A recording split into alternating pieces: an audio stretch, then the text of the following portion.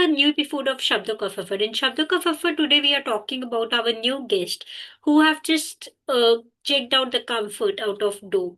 Too many leaders talk about the hustle today, but they hide their scars.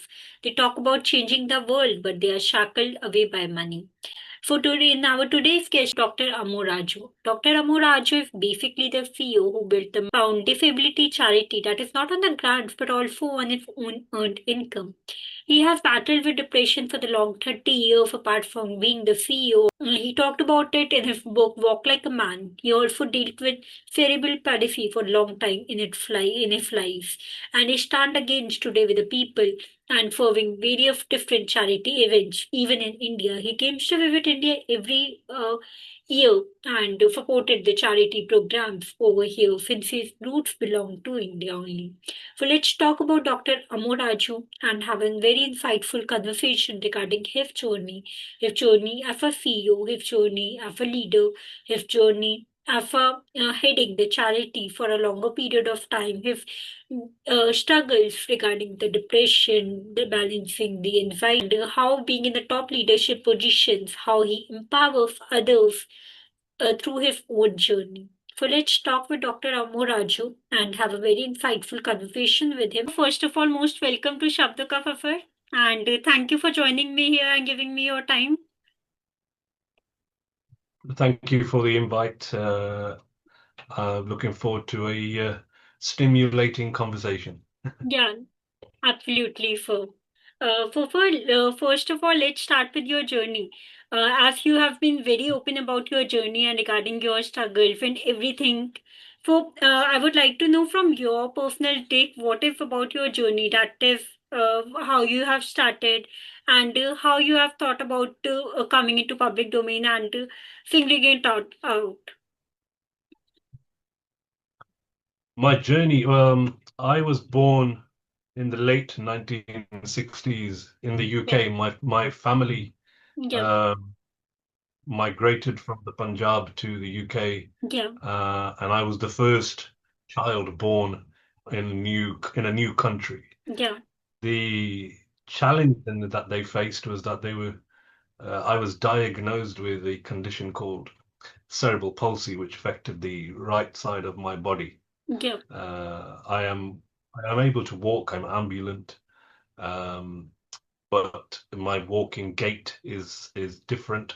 It's As I get older, it's more tense in my muscles are more tense, yes, sir. um, and so I kind of have experienced life from a slightly different angle. Um, Growing up in a UK household of Indian origin, first generation immigrant Yeah, was an experience itself.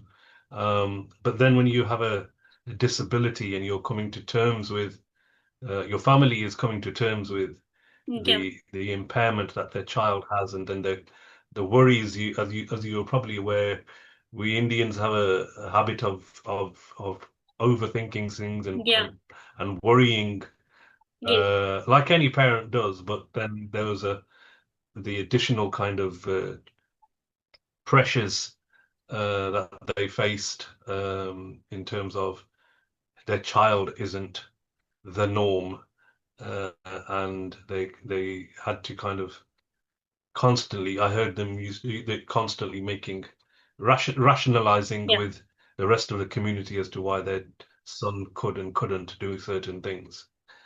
And then, but even still, I kind of grew up with a fairly mainstream upbringing. Um, there were a number of challenges, which I've catalogued in my book Walk Like a Man, which yeah, I'm sure we'll come on to talking about yes, later. yes, definitely, The sir. the you asked a question about how I Yeah, ended up in the public yeah, domain. That wasn't by choice. yeah, It wasn't a decision that I had made that at some stage. You know what? I am going to now um, become very public about these things. When we went into um, lockdown yeah. 5, 6 years ago, it was 5 years ago. 5 years ago. Um, a number of my closest friends and family members said, "You have been through some incredible um, things, and you've overcome so many barriers. It would be good so that you can chart your journey for other Yeah. people, Yeah. so It that would they be an could learn inspiration or for be or them. Yeah. well, yeah, and the thing is, I mean, okay, I started thinking about things, and I said, well, okay, I was a singer. Yeah. I learned how to sing.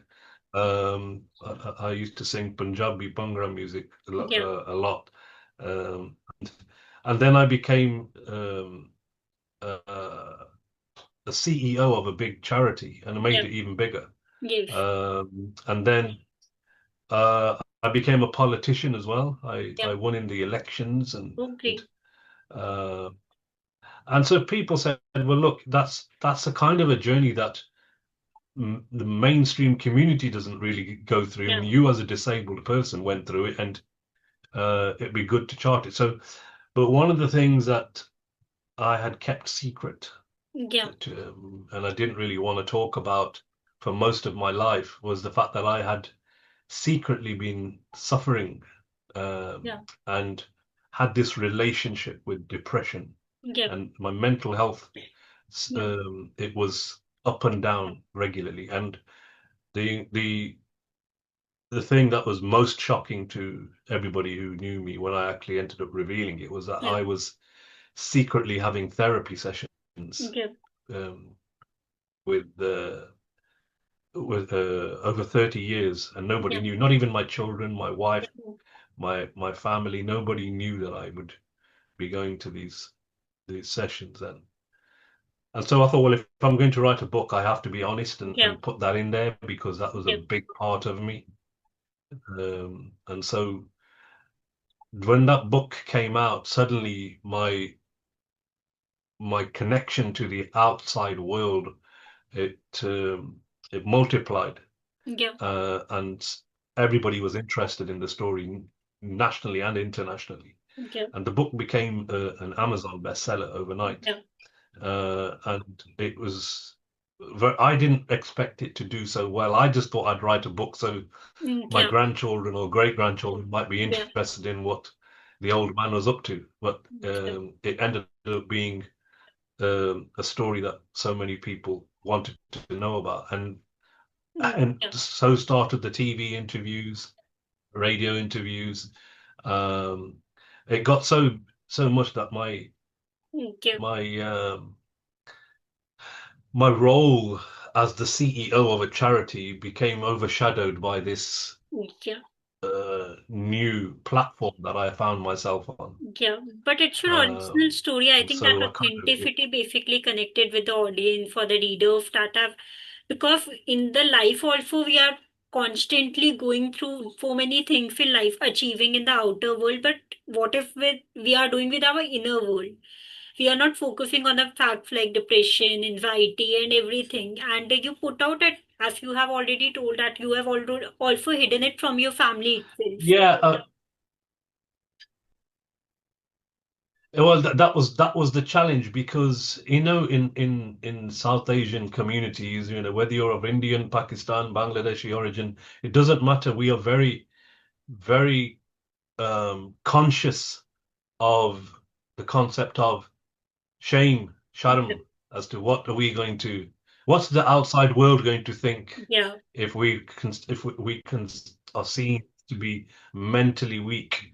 I mean, I was already battling with the world in terms of making them realize that my physical weakness was not a problem for me. It was yeah, more of a problem for them. yeah, But then to say, well, okay, I also have mental imbalances that some days I'm feeling great, some days I want to disappear. I don't want to see anybody. yeah, And that was something that and then also, again, in the Indian household, I was the oldest son. I was the provider. I was the husband. In the office, I was the CEO. I was yeah, the boss. And you didn't want to be seen to be weak yeah. in any way because then that affects how everybody would treat you. So, but And that was this huge yeah, fear. Sorry And then to on cut top of you, but that, I'm that mad. is the fear part that you are telling about, or anything that you have particularly achieved. So that is the basically how people perceive you to be. But at the end of the day, you are also a human, and you must be dealing with some of the facts that all humans deal with, like anxiety or depressing or getting sad about the things. But that is the human nature that we deal with, apart from the role that the society has given us to. Yeah, you're right, 100%. You know, we sometimes forget that we are human. We are sometimes that forget that we have emotions just because we are in this position of responsibility and authority, that um, we must not be seen to be weak, and that was a constant pressure. And I see this from, when my book was published, Yeah, I spoke to a number of other people in leadership positions, and they actually said, "Thank you, Amo. Thank you, thank God that somebody like us has come out and yeah, shown that our human side." Because one of the things, I don't know if you've had a chance to read the book yet, but one of the things that I was very conscious about was that I didn't want to become across as this superhuman yeah, CEO, that I was a ruthless, person who was in control constantly. I had to show myself that I was very vulnerable, that I was not the perfect human, yeah, that I had my you know challenges internally, reconciling my own character sometimes. So I accepted that I need to show that I'm just human. I make mistakes, and yeah, then I have to deal with the mistakes that I've made, but also deal with how the other world reacts to my mistakes. And so yeah, yeah, that was kind of a conscious decision that I made at that time. yeah. Definitely. For your story have been very inspiring, I think, for most of the people who have already read your book. And apart from that, your personal journey that you have told, that dealing with a cerebral palsy, but that is not the main thing that is holding you back. The main thing is about the depression or the anxiety behind the roles that you were playing. That is something that is holding you back from that. Well, I think the issue is, I mean, at the moment, I am in control Yeah, of those levels of anxiety and depression that I have traditionally had. I've come to an agreement with yeah, those emotions. Some days I win, some days they win, yeah, and I've recognized uh, it's like having a relationship. As I call it, a relationship. In any relationship, there's ups and downs, yeah, and that's the way I call it. It's a relationship with depression that I have. yeah, And but the same, my biggest challenge has been dealing with society of what they expect. yeah, You and I come from the Indian community where there are expectations of yeah, everybody should be superhuman, and yeah, and on top of that, if you are physically not um, like the norm, or if you don't fit into their mainstream expectations, then you're treated like a second, third class citizen. yeah, And that's how disabled people feel. Now, interestingly, when the book was published, and bear in mind the book's been out now for 3 years nearly, or probably, yeah, it's 4 years nearly. yeah, And one thing that happened was so many people from Indian and Pakistani communities came to me and said, "What you went through as a child or a teenager yeah, or as a young adult all those years ago, we're going through today. yeah, We're going through right now, where we still have the anti-G, um, ex, you know, challenges, expectations, the anti-G comments yeah, of what you can and can't do, what you should and shouldn't you do, yeah, uh, and and I found that to be quite sad that our community has not progressed. The yeah, rest of the world, when it comes to disability, has progressed at quite a considerable rate. Yes, there's still a lot of work to do, but our community is stuck in a mindset yeah, of, hundreds and thousands of years ago. I'll give you an example.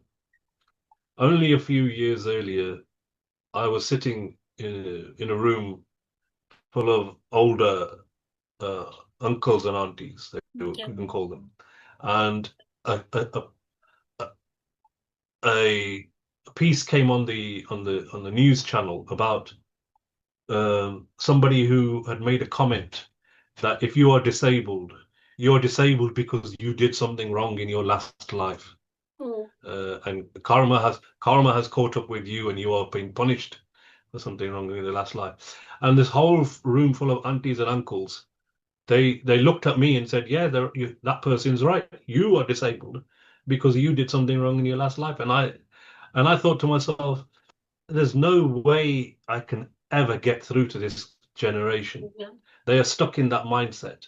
Yeah. And I can't blame them because it's in their DNA for thousands of years to think that way. Yeah. You can't deprogram, Yeah. um, take apart that thinking overnight. It's going to happen slowly. Yeah. And that made me even more determined that I am now going to focus some energy Yeah. on getting very open about it. And even now, I mean, there was somebody put a post on Instagram about me talking about that very subject, and there was a number of people from the Indian uh, community who actually agreed with these aunties and uncles of a younger generation. Okay. Even the younger generation are Of agreeing. they still think that way, and I said that's where the problem is. Yeah. They're blaming something else. My disability was caused because during my birth, I Yeah. had the umbilical cord wrapped around my neck. I Yeah. was starved of oxygen, which causes cerebral palsy. Yeah. You know, some people say, well, you had that done because you did something wrong in your last life. That's why that, as a baby, you suffered that way. And we could argue about that till forever. And I don't think we're ever going to reach a concession, but Definitely. on any way on that. But it just kind of shows you where the community is on thinking that way. And Yeah. that's why I make it a bit of a challenge. I go to India every year now. Yeah. I just came back Yeah. two From the days ago from, Punjab flood, I think you have recently been in India for regarding you are helping regarding the Punjab flood for the situation over there. yeah. So I go there every year, um, and to give you an example, the village that my family originally comes from in the Punjab, when I used to go there as a child, or even as a young adult, they used to look at me slightly differently, as he's a disabled person. He's not. It was very clear that they had a certain image and a certain description of who I was and who I should be. Yeah. But when I became very vocal about talking about disability, and my image now has become international, and people are talking about me Yeah. in different countries, they saw me very differently. Yeah. They saw me as somebody who's they look at me now with pride Yeah. that this person is from our village. Yeah. He's He a belongs descendant from of there. our village, and and it's quite nice that they think this way, in that they don't treat me as a disabled person anymore. But it takes a lot of hard work to get to that level that you can convince a whole village Yeah. to think slightly different about Yeah. disability. Yeah. And so what I do in the Punjab now, every year I go with a small team, and we donate wheelchairs Yeah. and hand bikes to a lot of disabled people who are just stuck in the house, and not that they Yeah. don't have the ability to go out because they have no method or piece of equipment of getting them out of the house. So we've given out, I think, 200 to 300 um, pieces of equipment already. It's only been the third year that we're doing it, and it seems to be growing each year.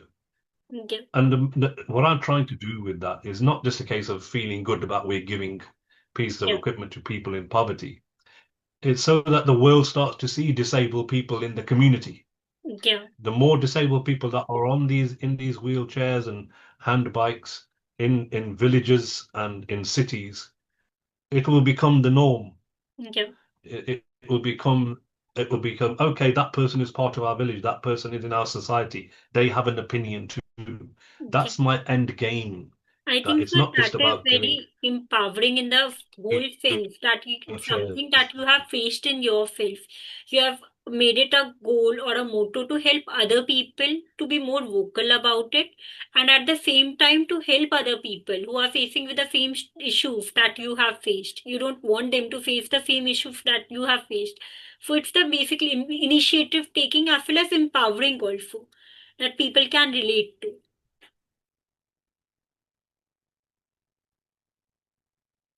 You're right, and this that word you've used, empowering, is so important because there's one thing that I advocate very strongly in that you shouldn't do something for someone. Yeah, You should give them the confidence to do it themselves, yeah, and uh, that's what I try to you know promote the idea of co-producing confidence rather than, you know, giving someone just a tool and say, right, get on with it.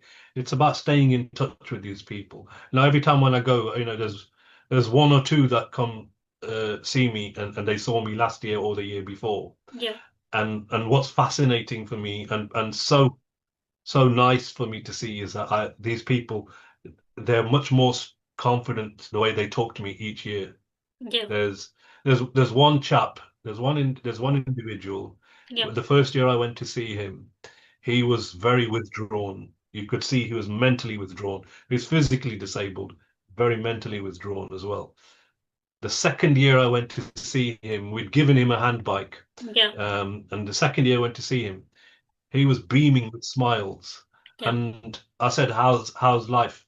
He said, because of the bike that you've given me, I now, he goes, my wife makes homemade achar, yeah, and I now go to the surrounding villages on my bike and I sell it. yeah, And I thought that was great. And then I just went now, and he was there again. And he came to talk to me and he said, I've expanded my business. yeah, And I thought, that's what it's about. yeah, It's about showing that this person is doing it for themselves, giving him his dignity. yeah, I didn't do anything. I didn't help him create a business. yeah, He took that step himself, yeah. but he just needed It the just builds a tool, confidence and in he actually himself. said, Yeah, he goes, we need more people like you to be on a public platform making the noise so that thousands and thousands of disabled people across the South Asian subcontinent can see that disabled people can do something, should do something, and can win at doing those things as yeah. well. Definitely. So we need more such people as you and in the field and that are constantly working towards the things that maybe we are as a society is not working collectively. So that is a very great thing. So you have also talked about the hustle, the ambition, and the grinding. Means you are a CEO, worked as a CEO, multi-award winner, and also talked about the depression and everything. So in the today's place, when it's so much hustle culture, you promote basically the obsession with the speed the people promote, or the simply the success needing things like simply the feed for what if your feed for the mental health crisis, like you have yourself talked about that you were a CEO, and what are the constant struggles that you want to tell to each of the CEO who is constantly hustling towards achieving something in his life? Um, Well, again, it's not just about being a CEO. It's about being in a leadership position. Yeah, You could be a leader in a small business. You could be a leader in your office department. You could be a leader in even a leader in your family. If the family is looking yeah, towards you for leadership in some kind of crisis or in day-to-day living, the pressures, the mental pressures um, that come along with that responsibility. There's something to think about strongly because my worry is that so many people say, "Don't worry, I've got this. I will sort this out for you." yeah, Whatever crisis comes their way, they seem to put themselves forward, not realizing that you've got the weight and responsibility on your shoulders to yeah, make, and then because as soon as they see you in this leadership position, they have expectations that yeah. you are going to get them out of this crisis or lead them into some kind of success. And then you're dealing with different personalities as well. Yeah. And alongside that, you've got to go home at night. Yeah. You've got to talk to your husband or your wife or your brother or your sister or your parents or your Yeah. children and deal with their problems as well. Yeah. Because they're looking at you saying, you know what, you're very busy at work, but what about the problems we've Yeah. got with the washing machine or what we've got with such, the income level, the bills are too high. Yeah. They've got to deal with all that as well. And so your brain is constantly working at 150% capacity. Yeah. There's no time to wind down. And you find that Yeah. these same leaders, the CEOs, the company directors, the managers, they don't sleep at night because they're trying to constantly analyze and Yeah. come up with solutions Yeah. to whatever problems they're going through. And and so they end up mentally exhausted, Yeah. totally exhausted. Um, and with me, there's so many CEOs who I speak to, and they said, you know what? I really wanted to cry, Yeah. but I couldn't cry. I couldn't even expulse all these emotions out. I was just my my my whole mind and body was in mental spasm. I just could not move. I had to just focus on this, and I had to Yeah. move on to the next challenge and the challenge Yeah. after that. And Yeah. I had no time for myself. Yeah. And everybody, It's a never people ending say, race. "Oh, go on a holiday, yeah, go on a holiday, go and have a vacation." That is the answer to it. It doesn't because when I was on holiday, I'd Yeah. still be thinking about the crisis I'd left behind me. Yeah. It doesn't work like that for leaders. And I always say to middle management and frontline staff in Yeah. any company that, you know, you can go home and switch off sometimes. Yeah. You can go and enjoy your family gatherings and stuff. The CEO is paid so much that they're paid higher salaries. Yeah. Why are they paid higher salaries? They are paid because they have to have a headache. Yeah. They are paid for that headache. Yeah. You don't have that headache. You will have the challenges of your job, maybe, Yeah. but you don't. At some stage, you can say, "I don't care about this." CEOs, we have a board of directors who Yeah. are breathing down our neck. Yeah. And they have expectations. We have all our shareholders. We have all our the competitions looking at us as well. Yeah. And so, as I say, the pressure is immense. It's absolutely immense because we just cannot switch off. No matter what we Yeah. try and do, we cannot switch off. So it's what I found really powerful and useful for me was when I used to go to these therapy sessions. I'd sometimes talk to Yeah. the therapist, and Yeah. she would just end up hearing my issues of around business rather than my mental health. Yeah. But even then, she'd allow me 15, 20 minutes to talk about that, and then she'd move on into my to talk about how I was feeling. Yeah. Um, and interestingly, Vandana, today I mentor. I think I counted last week. I mentor about 11 CEOs Okay. from across the UK, Yeah. um, and they all report the same challenges that I felt Yeah. over those 30 years. Yeah. In that they feel the pressure. There's no one that understands. Yeah. They can't go home and talk about it with their spouse or their Yeah. siblings or their parents or their children because they have their own expectations of what they're supposed to be doing. And so I think it's important that, if anything, hopefully I've made people aware that they can talk to someone. Yeah. It might be a fellow CEO. Yeah. It might be a fellow, um, a friend who, I have one friend who he isn't a CEO. He's self-employed, but he's not a Yeah. CEO in any way. He just kind of he's a sole trader. Yeah. And when I talk to him, it's great because I'm not talking on a level with him about business in any way, thing like that. Yeah. We're just talking as two people who have got problems in life. Yeah. And I think that's important that somebody that you have that relationship with at least one person that you can just Yeah. offload and you can Yeah. tell them everything that's going on. Um, So yeah, hopefully I've answered Yeah, your question definitely. there. With your answer, I just got to know that there's so much pressure in the leadership roles that are constantly huffling with, apart from the juniors that we are currently doing in our organizations and everything.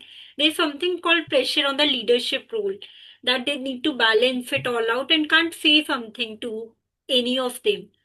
So there should be someone, or according to you, there must be someone whom they should call up to, or they should talk up to regarding their problems that they are facing in their life, so that they didn't get Yeah, stressed up. I think it's important. I think there's a lot of American companies that have employed a company therapist Yeah, that the staff can just walk into the office and just say what's on their mind and then walk straight out. And they're finding that that does work in some cases. yeah, But it's a recognition that there are pressures at work. yeah, Um, and so, whether the rest of the world starts to follow that kind of concept, I don't know. But sometimes it can be beneficial to have an independent, non-judgmental person in the building that you can yeah. just go and talk to. Yeah, definitely. For there should be. Is there any method that you use since you have already worked in such a leadership role and already worked with so many projects also the charity work that you do, that is all leadership role that you have worked on. So to all the leaders, is there any advice or any suggestions or something from your own journey that you can share that is could be helpful to them in managing their projects? What I would say on that is, rather than me saying what worked for me, I would ask any person in that kind of scenario in a leadership position to take a pen and paper and go back to their early days and start writing their little successes. Yeah, And when they've started, and they've got a list of say 10 successes that have got to to their story, then pass that list on to somebody independent and say, okay. you write what you think, and then what you realize that there's probably another 10 that that person has added as well. Yeah, In a leadership position, you constantly have this fear of not being good enough, that you think everybody thinks that you're not good enough. yeah, Um, and you need to be reminded that you got that leadership position because you were good at things. yeah, That you have solved problems. You have helped companies make their millions. You yeah, have helped people lead fantastic lives because of the services that you offer or the products that you yeah. sell them. And so you have to sit down and just reflect and start coming up with little bite-sized examples of the things you have done, the little contributions you have made, which add up to immense Yeah, changes in people's lives. yeah, And when you've done that, that's when you start feeling the confidence again, and you think, right, okay, I know what to do. yeah, So many times, I mean, you just look in your own life, Vandana. You speak to your friends and start reflecting on the challenges you've had in life. yeah, When you're going through the challenge, you don't start thinking about a theory or a methodology of how yeah, you're going to do that. You just get on with it. yeah, It's only years later that you think that and think, hang on, how did I win in that situation? yeah, And when you start charting and come up with a formula, yeah, you know, it's hard to say, oh, I'm going to use that same formula yeah, again. It doesn't work because every situation is different. yeah. It's And basically the I always say, basically appreciating absolutely, the yourself journey is and being important. grateful along the path. Absolutely. And you will learn. And, if somebody ever asked me, are you happy? Are you glad that you had those challenges? You'd think the answer would be, oh, no, I didn't want those challenges. Yeah, Oh, I wish I had a smooth life. But the truth is, I'm glad I had those challenges because if I'm sitting here in front of you today talking about leadership and the successes that I've enjoyed now, that I wouldn't have had them had I been running through life in a fashion without worrying about everything. I'm in this position to people and guidance because I've been through it myself. Yeah, I've been through most situations in business. Sometimes when companies may face bankruptcy or companies may be overwhelmed with contracts or all the kinds of HR problems that you could have. I've been through all of them, so yeah, I know, and I can feel the amount of times when I'm speaking to a leader who's facing a particular. I say, don't worry about it. I've yeah, been there. I know exactly what you're going through. yeah, And the look on their faces was, no, no, you don't know what I'm going through. It's yeah, horrible. I can't handle this. yeah, And I have to calm them down. Then I give them an example of yeah, what I went through. yeah, And and they say, okay, I can see where you're coming from. But it doesn't really help me now, but at yeah, least I know that there is light at the end of the tunnel. yeah. That is, we should remember that there is a light at the end of the tunnel. Basically, we go through all the hardship, and that hardship basically build us. They are into challenges regarding whatever our capacity in the aspect. Yeah, I Mhm. totally Yeah, agree. definitely. Well, We need those little challenges. Something is not either you're not achieving or any I challenge anybody to talk to me about having a smoothest life and enjoying life because you can't have a smooth life and enjoy it. It yeah, means you're not making any difference. We come on this planet to make a difference to the lives of other people as well as improve our own yeah, levels of happiness. If we're just going through life just to focus on ourselves, then I think we've missed the purpose of our existence. definitely. Let's talk about your book that is Walk Like a Man. For you have tackled the profound shame and the taboo of the disability and the mental health in the South Asian community, especially you have earlier also talked about that. For you have a massive beam audience. Why is your platform comfortable having deep conversations with the Western neuroscientists and all? But you shy away from deeply uncomfortable cultural taboos in your own community that are literally killing people around. So, is there any way, yeah? So, how have you done that? Yeah, regarding the book and all. The book is really I can't times I stood in front of the book and I gave examples, very powerful examples of how the the world treated me and how um we talked about karma earlier on. It's an Indian concept that is accepted worldwide. Yeah. Karma is going to get you. Karma Yeah. is going to catch up with you. And I use examples of karma um, in the book several times.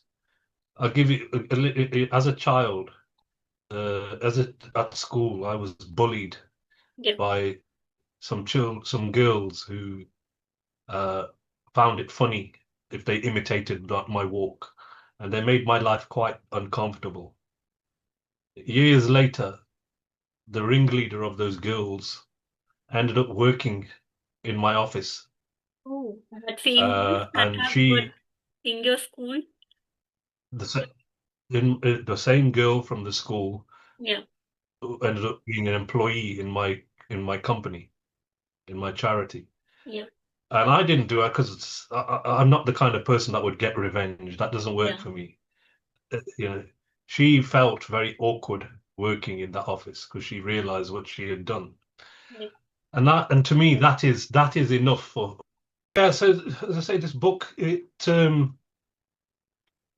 I used to hide behind it sometimes. Yeah. Um, sometimes I stood in front of it and sometimes I hid behind it because I said, if you want to know more about me, read the Yeah, book. If you want to know more about mental health, read the book. yeah, But I've got to the stage now where I'm talking very openly yeah, to the community. And, yeah, we if you look at our Indian language, we don't really have a word for mental health. yeah, How do you describe mental health? yeah, Whether it's Hindi, Punjabi, Gujarati, whatever you want to call it, I can't come up with a one word that describes that.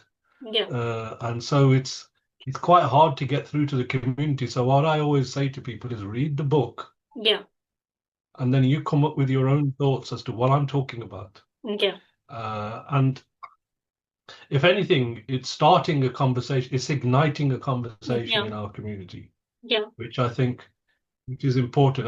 And I call the book Walk Like a Man for a number of reasons, because yeah, particularly men are expected to behave a certain way.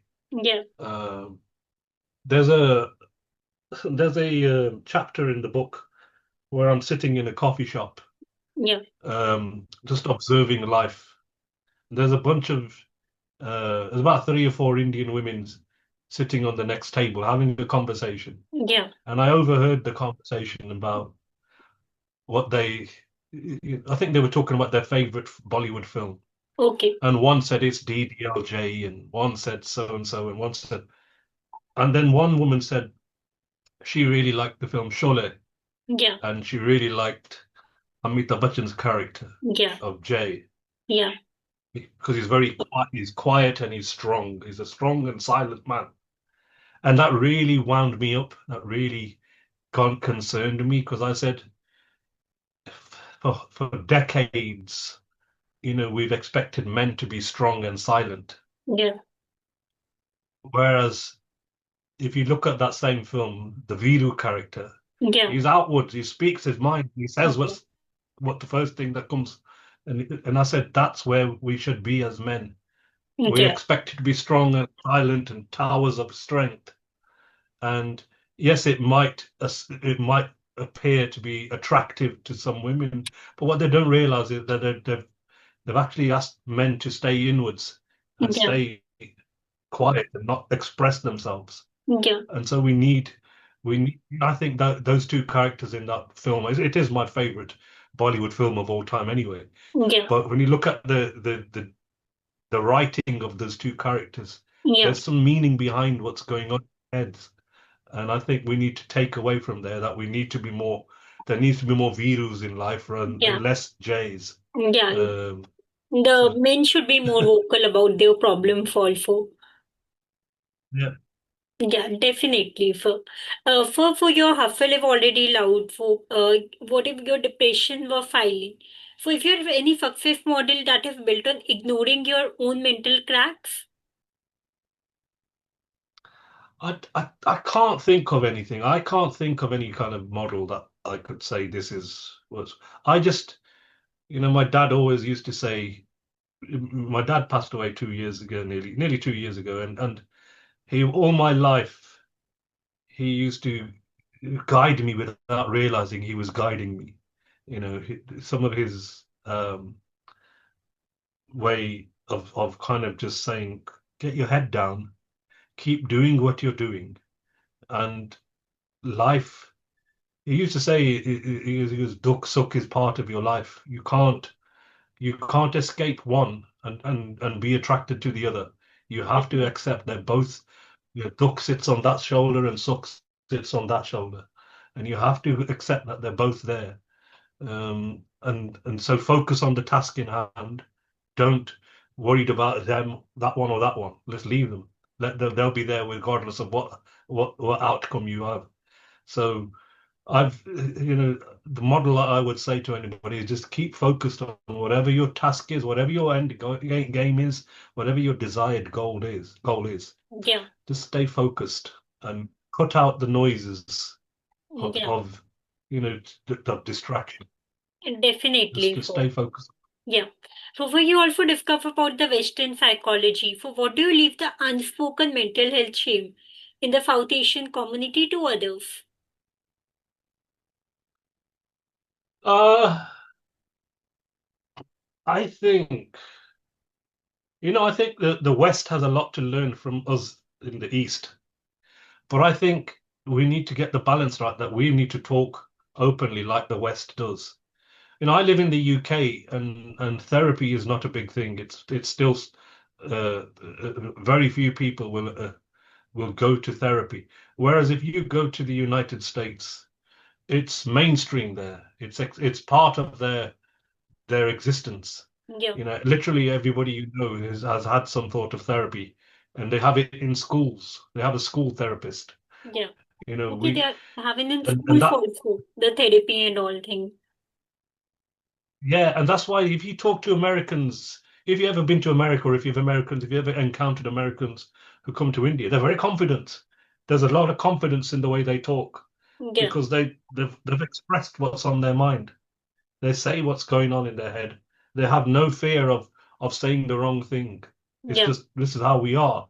This is how I think as a person. This is how we think as a nation.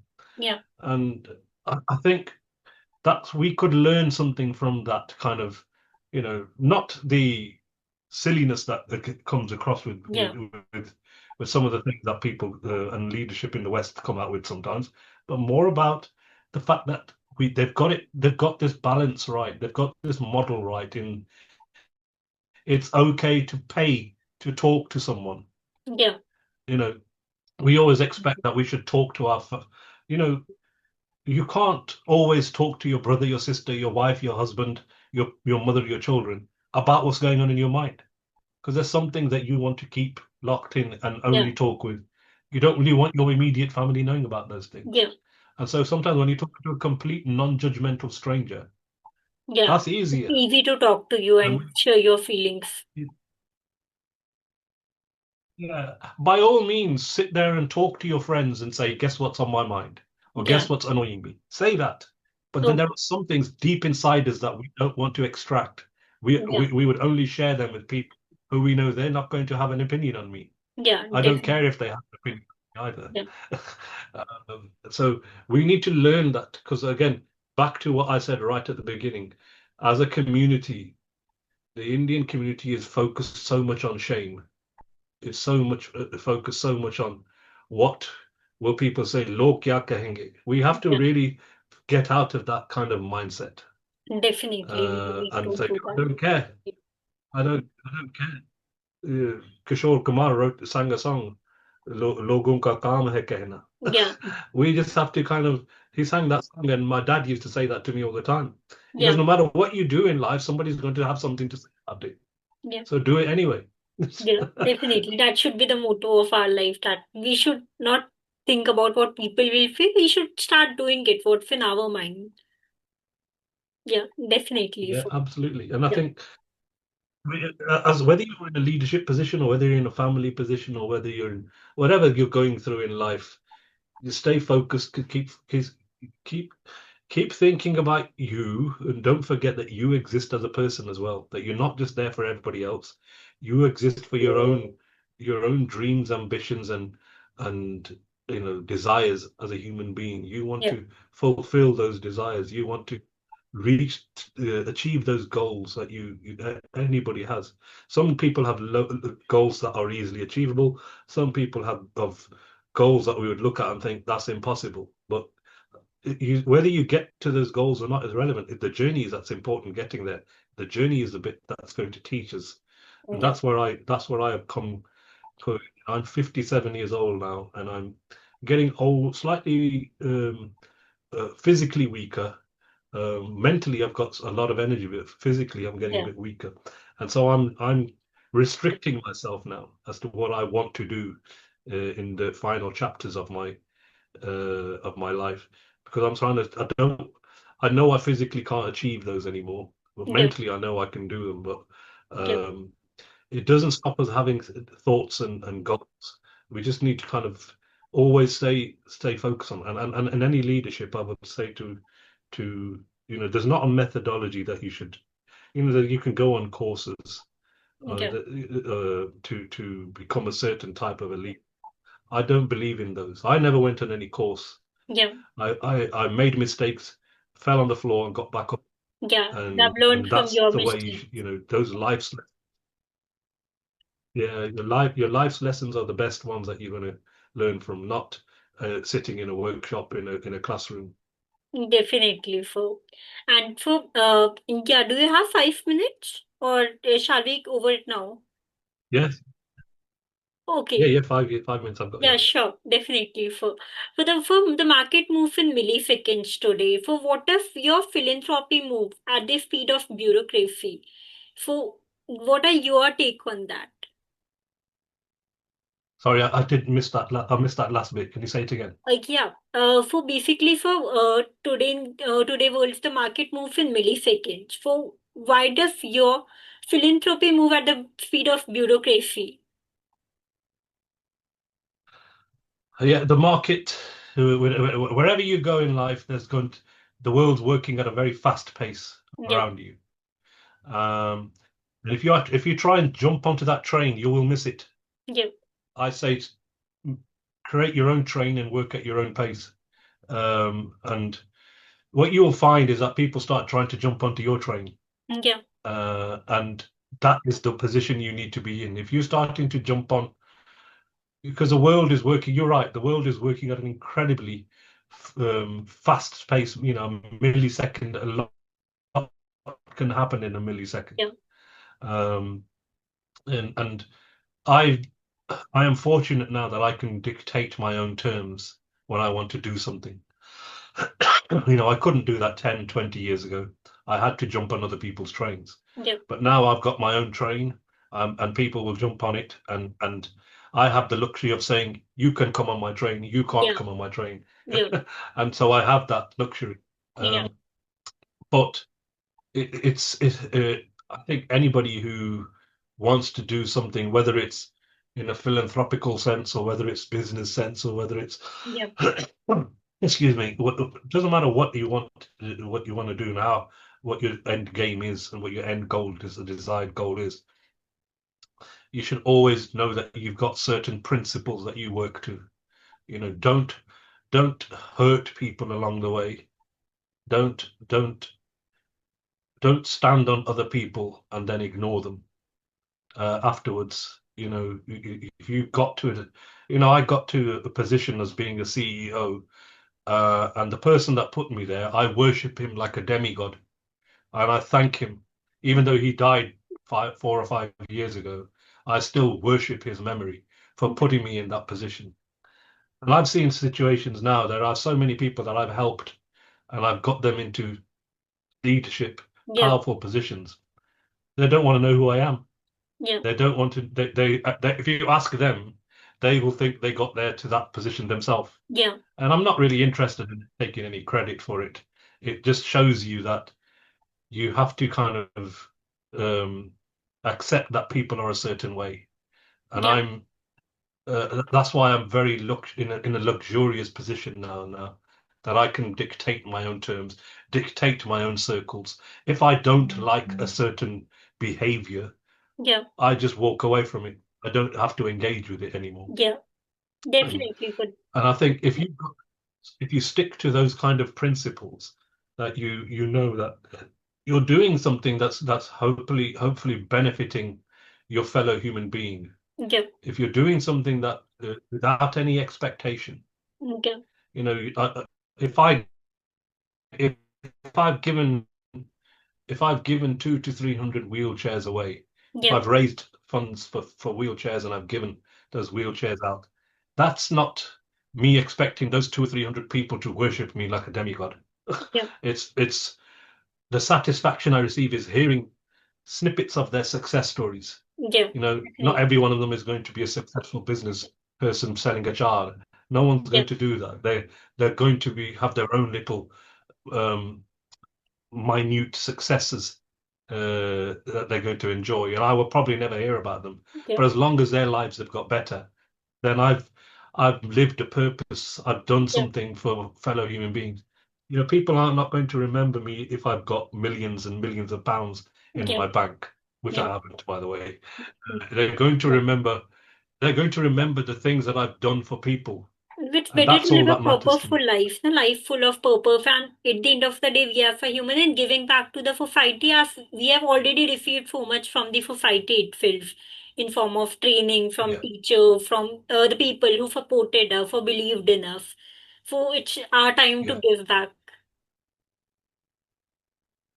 I think so. It is, and for some reason, I've been following my social media accounts over the last 3 months, Yeah, and I would say now I seem to be resonating with people in India a lot. I don't know why, yeah, but I've got, thousands of followers from India now, which I didn't expect because I only go there once a year for 10 days. It's, so I don't get time to mix and do keynote speeches yeah, to big audiences there. I'd like to do that, but I've not done that so far yet.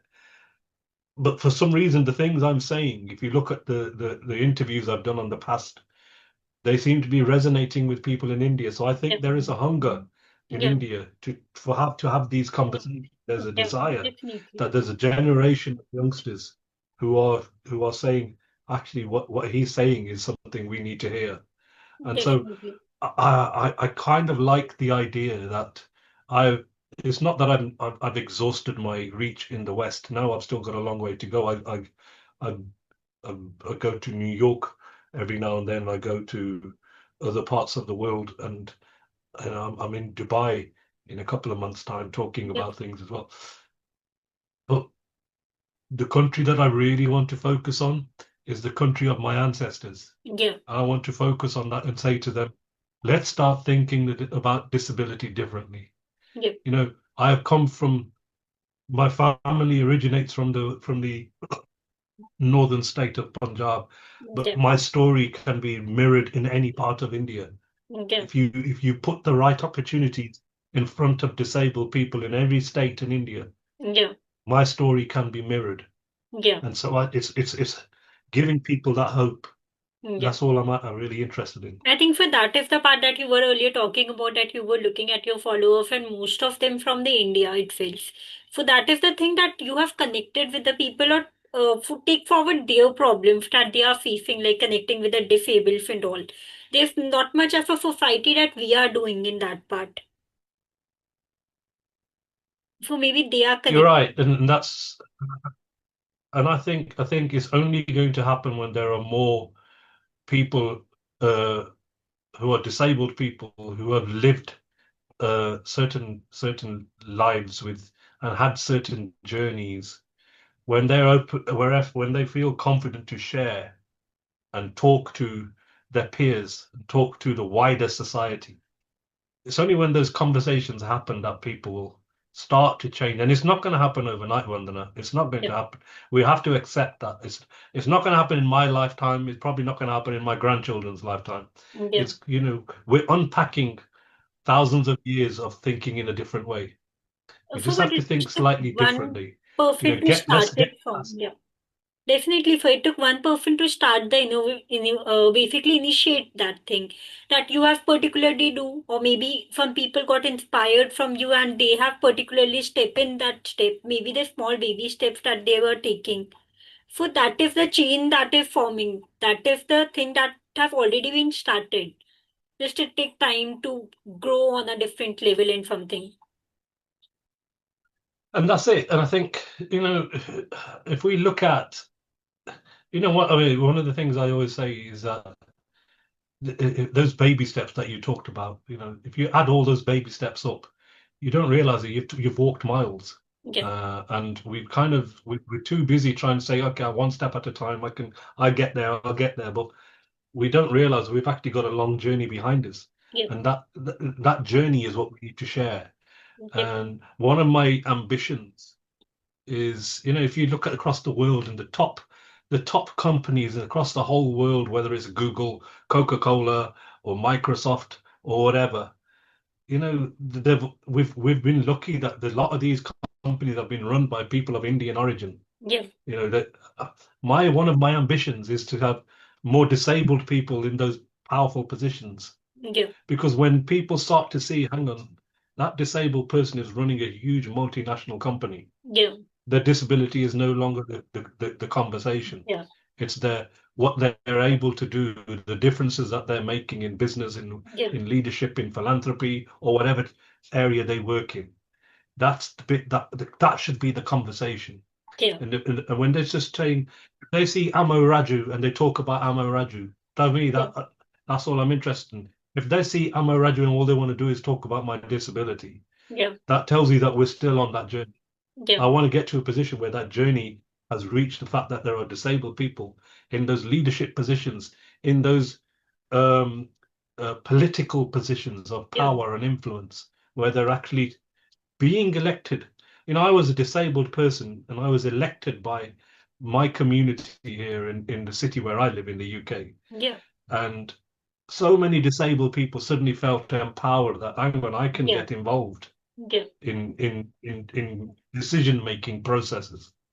And when that kind of happens, our community in the country of India will lead the way because I think India's got it in this position where it's making changes in so many ways, yeah, whether it's science, whether it's technology and IT and medicine, it's leading the way in so many areas. How about it controls the conversation around disability as well, yeah. because we're one of the biggest population It should be in one the of the world. topics that should be involved in the from the school time also, and the awareness should be more so that people and they should Absolutely. come at the leadership position also, as you have already mentioned. And I'm happy to be involved in that conversation any way Yeah, that we can. I was sitting with a couple of politicians when I was in India last week, lower level, yeah, politicians. They they just said one of them said, you know, in general conversation, in a leadership position in India, because you'll have more, you can influence. yeah, And part of me was thinking, yeah, it would be, but then I also remembered the hard work that yeah, gets involved in it. I don't think I'd have the energy to ever get involved in any kind of politics again. It takes somebody with a lot more energy and youth on their side to do that now. Because I think, but for that to happen, India needs to start having a conversation. It needs to yeah, start talking about itself, not all definitely. the brilliant things. It needs to talk about some of the bits that it doesn't want to talk about as well. Yeah, We have a lot to talk about in India. It comes about disability. The caste system is still rife for what people say it doesn't exist or we don't yeah, practice it. It happens all over the place, and disability is right in there with that conversation. We need to get to a position where we're comfortable in living rooms, in homes, where yeah, people are sitting around the dinner table and having those uncomfortable yeah, conversations instead of ignoring them and saying it doesn't involve us, so we yeah. shouldn't be talking about it. Definitely, for we should be more vocal about the problems that, like the people have currently talking about mental health issue of depression and all that take place in the conversation. That is a change that we are seeing in today's world. So that should be the hard conversation that you are talking about. That should be in the place to make people more aware about the things and really making a change in the society itself. That's right. I totally agree. I totally agree. And I hope to see a day where, I probably won't, but I hope to see a day where, it's mainstream conversation. 15% of the world has a disability. Yeah, We can't ignore that 15%. We just can't. definitely, We have to find a mechanism to ensure that they are included in the conversation, and then at some stage they are leading the conversation, definitely, and almost dictating the conversation. definitely. Um, It should be a there's a part. there's a saying in the UK that we have when they say nothing about us without us.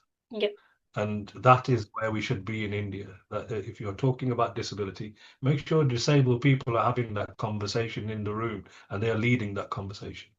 definitely. So we should be at the place at some particular time and maybe in few years or some more years to take forward to. But there will be a time when we were talking about that hard conversation on the dining tables and discussing about the problems that basically the disabled people are Yeah, facing in the real life. And they must be in the leadership position, getting the same type yeah, of opportunities that we particularly are getting.